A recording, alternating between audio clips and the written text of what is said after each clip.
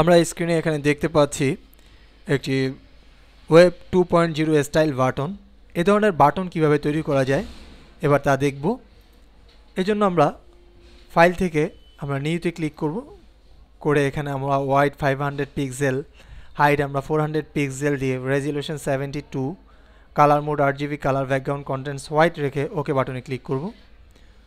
করে এবার আমাদের এখানে যে রেক্টেঙ্গেল টুলটি দেখতে পাচ্ছি টুলবারে, আমরা এই রেক্টেঙ্গেল টুলের উপরে মাউস পয়েন্টার চেপে ধরে রাখলে আমরা দ্বিতীয় লাইনে দেখতে পাচ্ছি রাউন্ডেড রেক্টেঙ্গেল টুল। আমরা এই রাউন্ডেড রেক্টেঙ্গেল টুলটি সিলেক্ট করে আমাদের এখানে রেডিয়াস আমরা 20 করে দিব। 20 করে আমাদের আরেকটি ব্যাপার খেয়াল রাখতে হবে, এখানে জিওমেট্রি অপশনে এখানে আমরা আনকনস্ট্রেন্ট এটি সিলেক্ট করে রেখে আমাদের এখানে এই ফোরগ্রাউন্ড কালার বক্সে এখানে আমরা যে কোনো একটি কালার সিলেক্ট করে নিব। করে আমরা আমাদের ক্যানভাসের মধ্যে একটি বাটন আকৃতির এভাবে আঁকবো। একে এবার আমরা আমাদের এই শেপটিকে আমরা এটির উপরে মাউস পয়েন্টার দিয়ে রাইট ক্লিক করে আমরা ব্লেন্ডিং অপশনস দেখতে পাচ্ছি, আমরা এই ব্লেন্ডিং অপশনের উপরে ক্লিক করব। এখানে আমরা দেখতে পাচ্ছি গ্রেডিয়েন্ট ওভারলে, আমরা গ্রেডিয়েন্ট ওভারলেতে ক্লিক করব। আমরা এখানে ব্লেন্ড মোড নরমাল রেখে অপাসিটি 100 রেখে এখানে গ্রেডিয়েন্ট এডিটর যে বক্স দেখতে পাচ্ছি এখানে ক্লিক করব। করে এখানে প্রিসেটে ফোরগ্রাউন্ড টু ব্যাকগ্রাউন্ড এটি সিলেক্ট করে আমাদের এই কালার স্টপ বাটনে, নিচের কালার স্টপ বাটনে ডাবল ক্লিক করে আমরা এখানে একটি কালার কোড লিখে দেব 434343 লিখে ওকে বাটনে ক্লিক করব। এবার ডান পাশে নিচের যে কালার স্টপ বাটন আছে এখানে ডাবল ক্লিক করে এখানে একটি আমরা কালার কোড লিখে দিব 000000, অর্থাৎ 6টি জিরো লিখে আমরা ওকে বাটনে ক্লিক করব। এখানে ওকে বাটনে ক্লিক করব। এবার আমরা নিচে দেখতে পাচ্ছি স্ট্রোক, আমরা স্ট্রোকে ক্লিক করব। স্ট্রোকে ক্লিক করে আমরা এখানে স্ট্রোক সাইজ দেখতে পাচ্ছি 3, এটিকে কমিয়ে আমরা 1 করে দেব। Position outside, blend mode normal, opacity 100, fill type colour, এবং এখানে যে কালার বক্স দেখতে পাচ্ছি আমরা এই কালার বক্সে একটি ক্লিক করে এখানে আমরা আরেকটি কালার কোড লিখে দেব 363636 লিখে ওকে বাটনে ক্লিক করব। আমরা এখানে আমাদের যে ইনার গ্লো দেখতে পাচ্ছি আমরা ইনার গ্লোতে ক্লিক করব। ইনার গ্লোটি সিলেক্ট করে আমাদের এখানে আমরা ব্লেন্ড মোড আমরা স্ক্রিন দেখতে পাচ্ছি এটিকে নরমাল করে দেব।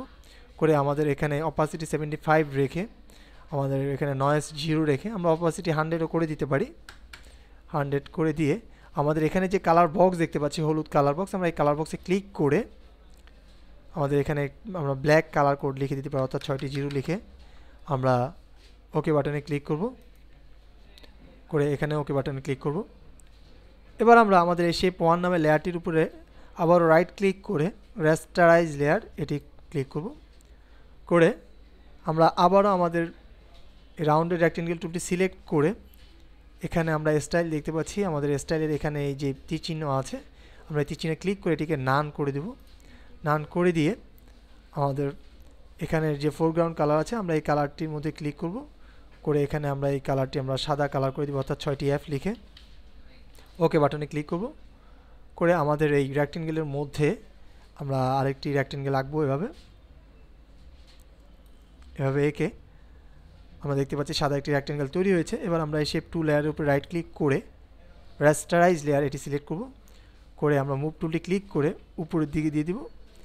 দিয়ে এবার আমরা যে কাজটি করব, আমরা আমাদের এখানে নিচে দেখতে পাচ্ছি আমরা ফোরগ্রাউন্ড ব্যাকগ্রাউন্ড কালারের নিচে এখানে মাউস পয়েন্টার নিয়ে রাখলে edit in quick marks mode এটি দেখতে পাচ্ছি, আমরা এটি সিলেক্ট করে অথবা কিবোর্ড থেকে কিউ চেপে, কিউ ফর কুইন, আমরা কিউ চেপে আমরা আমাদের এখানে যে গ্রেডিয়েন্ট দেখতে পাচ্ছি গ্রেডিয়েন্ট টুলটি সিলেক্ট করে আমাদের এখানে গ্রেডিয়েন্ট এডিটর বক্সে ক্লিক করে আমাদের একটি ব্যাপার মনে রাখতে হবে, প্রিসেটে আমরা ফোরগ্রাউন্ড টু ব্যাকগ্রাউন্ড এটি সিলেক্ট করে ওকে বাটনে ক্লিক করব।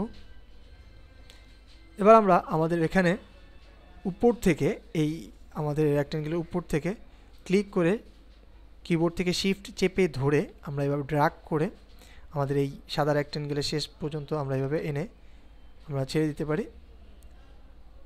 আমরা আবারও করছি, দেখাচ্ছি এখান থেকে আমরা উপর থেকে শিফট চেপে ক্লিক করে আমরা এভাবে এই পর্যন্ত এনে